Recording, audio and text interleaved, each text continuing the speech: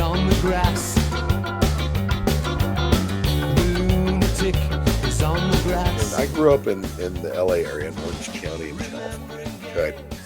And I remember back in the late 80s, there was the fire in the first interstate building in downtown Los Angeles. Okay. That thing burned for a while. Okay. And here's a little video of it. This building did not collapse. Okay. It did not collapse. I'm going to throw this. It's not, it's a little long. I'll just play, 30 seconds to a minute or so of this. And you can kind of see what was going on. But this is what happened with a fire. And that looks like a little more intense fire than what was going on in the 7 right there. Don't you think? Oh, yeah. See, the problem is that 7 wasn't technically on fire other than the, they had smoke, but you didn't see anything like this. Right. The fires that were recorded were literally in trash cans. You can actually find that information. Interesting. But that looked a lot hotter than what they claim, what claims to be. Now, if you see, like I'm explaining how a sparkler, that thermite scenario, sparkles, spits, and sputters, it's being contained within the outside of the building. You're not going to see what it's doing. So if you know what a plasma cutter looks like and what that can do, it's a very accurate cut, and minimal spark, whatever. That's basically what needed to be done. Yeah. Now, just like somebody that commits a murder, or there's let's say a loss of life. As soon as that body is cremated, there's no autopsy. Yeah. There's no exhumation. There's none of that shit. There's no retracing the steps. Well, guess what happens when you hurry up and clean up the mess? Mm-hmm. Oh yeah. They may have dissected it for the dog and pony show, but they failed miserably. Yeah. It was like, oh, we got to get this out of here. It's it's causing interruption of business. Well, fuck you. Yeah. 2,365 people perished. Yeah, it was close to 3,000 between that and the Pentagon and 93. Well, yeah, if you add all of those, right? And Shanksville and then the following, due to cancers and whatnot from first responders. Oh, that's not even the aftermath. That's just the day of. Yeah, day of. The thousands that have died after from cancers and lung disease and all that shit. Yeah. There's a foundation called the Feel Good Foundation. John Feel, I had a chance to meet with him down in not face to face, via phone, because we were trying to coordinate the Clinton thing that since she was in office at the time, and he had put together the Feel Good Foundation, who has helped quite a few families in his time. He's still very active. He's he's on the opposite side of my political spectrum, but overall he's a great guy. Yeah. Well, if you want to shoot a link off to his organization and what he's doing, let me know, and I'll put in the description here as well. Yep, Feel Good Foundation. It's FEAL. Okay. Nice. Good foundation. Yep, I'll get that to you. All right. Let me rip through a few of these videos showing things, because you're talking about the thermite and how it's everything comes out and all that. This is interesting. But here's the fire of the building, First Interstate Building, downtown LA, 1988, I believe it was. Yeah. It is a firefighter's worst nightmare. A raging fire engulfs several floors. I remember this. Yippee-ki-yay. Yeah, this was one of the tallest buildings in LA at the time. Still is, It is a dangerous and frightening job. But for the office workers trapped in the building, the experience will be the most frightening moment of their lives. For Melinda's score, it begins a little past 10:30. Okay, we can get into that story. That's great. Well, let's move along here, because there are just some others. So that thing, it didn't collapse. That's the whole point of what I'm trying to show everybody here.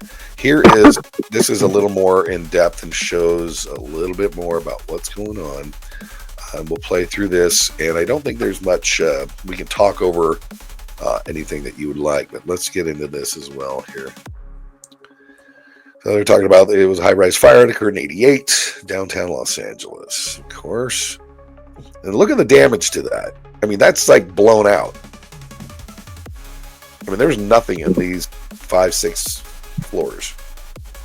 Okay, so if you have jet fuel at 980 to 1300 degrees, that flame that you're looking at there is absolutely more than 500 more degrees.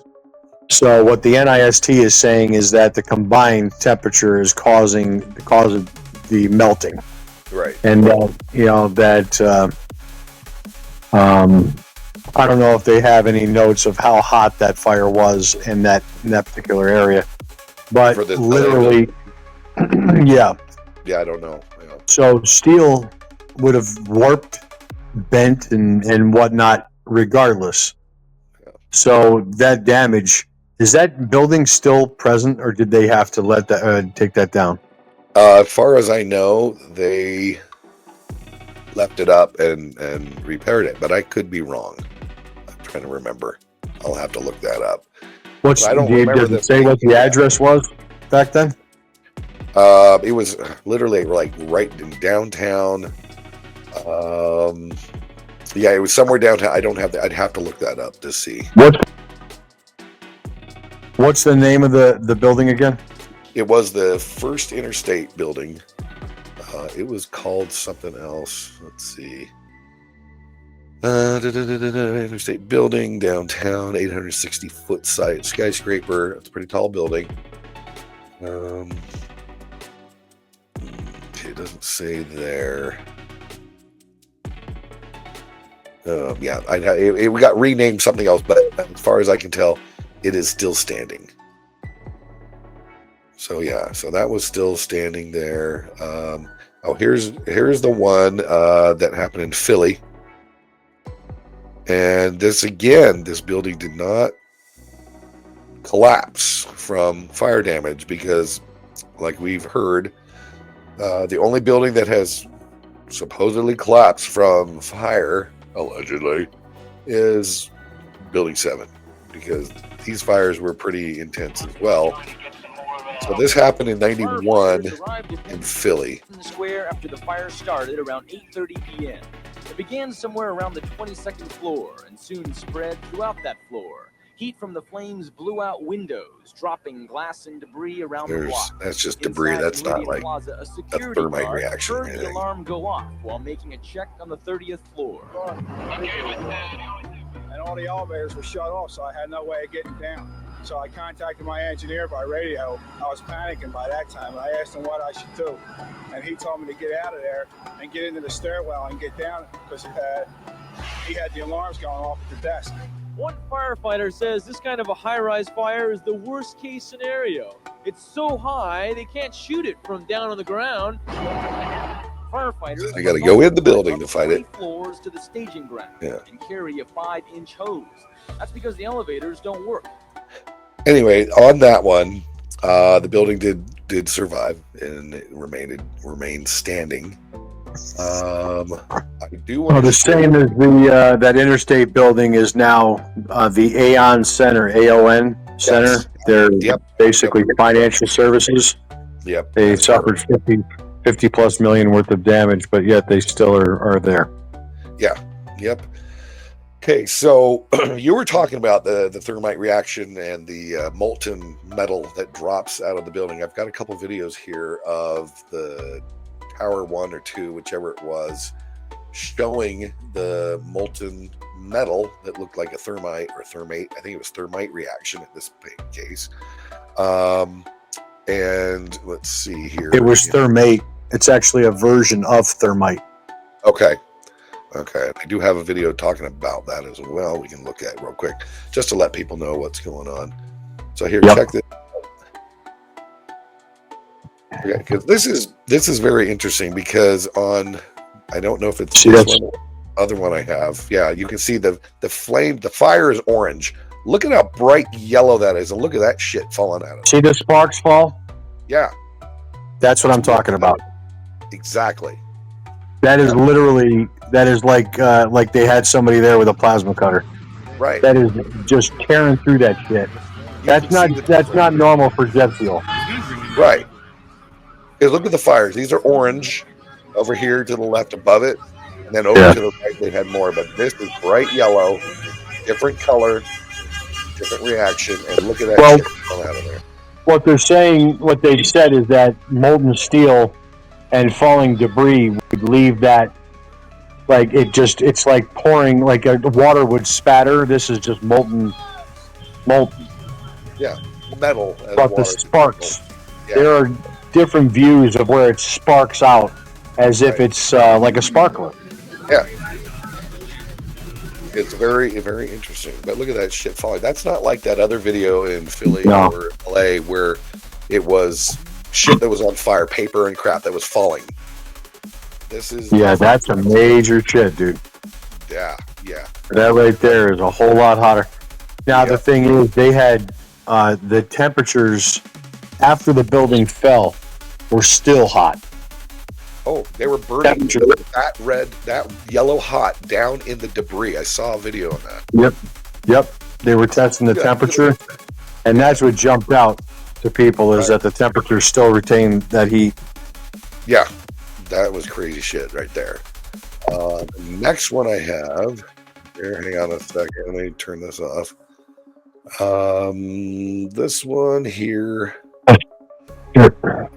Yeah, this one also shows it. And let me just get this because I'm going to rip through a couple of these and we can talk over these like we're doing. I think it's good. People can see what we're talking about. Just before it's collapsed, there's large quantity of yellow hot metal. The yellow, there's the orange above it. And then I read about these pools of molten metal underneath both Here it towers and building Yep. 7 after the There it collapse. is. Now that fits like a glove with the thermite reaction, which produces molten iron. You also see in these videos of this molten metal coming up, you see this white ash, this dust that comes off. Now that combination, yellow hot molten metal, white ash floating away, that's his signature characteristic for thermite. And then finally, we got some samples of this metal, the previously molten metal. Using advanced techniques like proton-induced X-ray emission and electron microprobe, we found out what's in these samples. We're finding iron, also sulfur, potassium, and manganese. And these are characteristic of a variation of thermite, which is used to cut through steel very rapidly. It's called thermate. There you go. It's like, sure, you can take a knife, you take the butter out of the fridge, and you cut through that butter.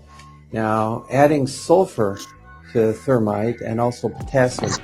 That's what this thermate is, the sulfur additive. Knife, Yeah, and I very think high that's temperature, the thing now, yeah. slices right through the butter, even if the butter's cold. Slices right through. Same way here, by adding sulfur and potassium permanganate to thermite, it'll now slice through structural steel very rapidly. And I want to show everybody that because that is very interesting. Yeah, they did a demo of that on an I-beam. They put it out in the middle of a field, and they tried, to give you an example of it. And it was just to try and dismiss shit, but it was, tomato. I don't know. I was going to say tomato. It was. It satisfied some, and all it was just another dog and pony show. Right. These problems were discovered after the collapse. Check, look at that. The angled cut occurs in exactly the manner shaped charges slice through steel beams to control the weight of. Exactly. That's not a shape charge. It would be a shape charge. It basically is a shape cut. Thermite used Right. with a shape charge. The job of the shape. Yeah, no, that's true. Steel H-beams. Yeah. The way we do this is by cutting the beam at an angle. Well, yeah, and basically you're just allowing the building to slide off of the rest of the girder, or rest of the beam that it is, so then it can go straight down. Well, mentally, I'm speaking out loud and put my foot in my mouth, but a shape charge to me is a So, what are you gonna It has that result, but it's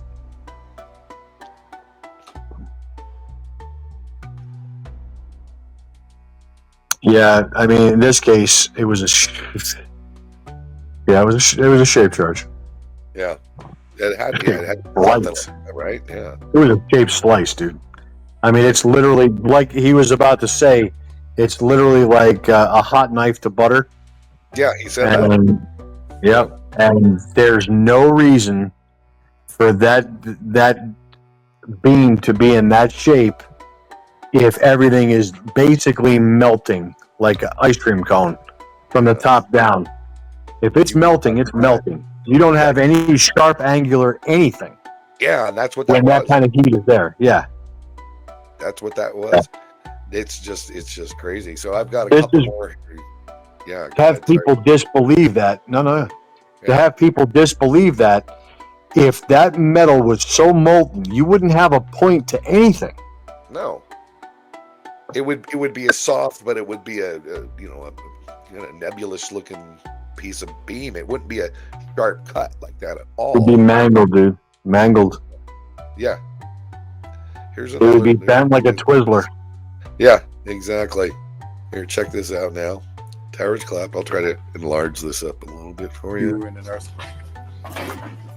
In the building, I heard explosions. Outside of the building, I heard explosions. Yep.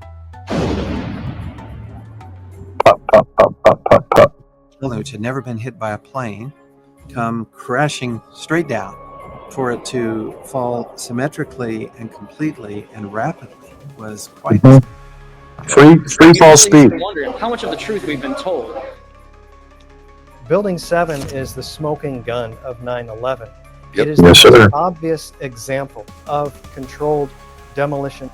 Could one use a controlled demolition on any building? Sure. Did it happen to WTC 7 on 9/11? No. It did not. He's an absolute chode. Yeah. Fire. The collapse of World Trade Center 7 is no longer a mystery. World Trade Center 7 collapsed because of fires fueled by office furnishings. It did not collapse from explosives.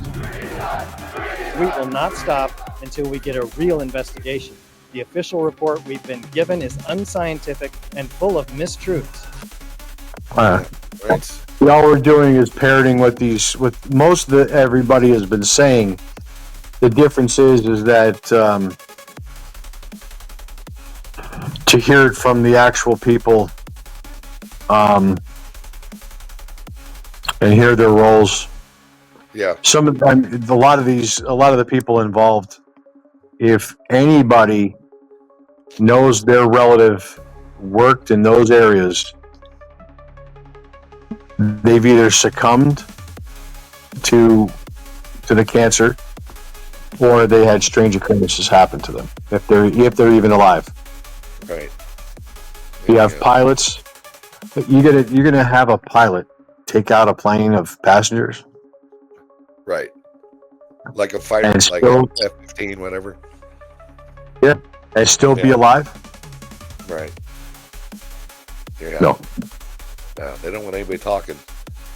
Well, when you're sworn by secrecy, and like I said, if it's for national security, that's one thing. But if you're aiding and abetting actual something that can't be said openly without causing some major rift. All I can tell you is that the warmongers are all they do is they make money. I mean, it's translated into the last 4 years. I mean, there was. Another tangent is here where we have until January 20th for the switch of power, right? Right. But yet, Blinken or whatever's mentioning, I think it was Blinken, mentioned that they are going to be sending billions more overseas to handle that. And they're talking about like these, missiles and all this other bullshit that's going on.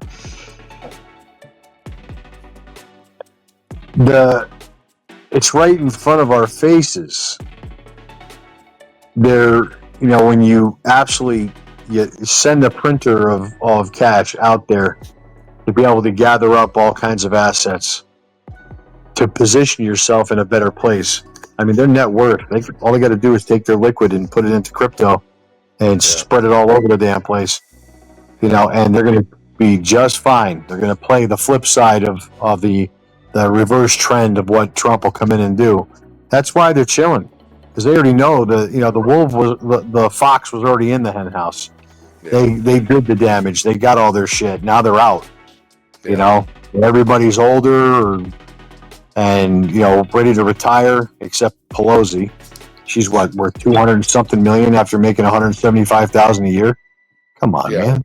Yeah. Well, we're gonna do a little dive into that and how she made her money, and Schumer and you know, Romney and McConnell, all these guys, both sides of the aisle.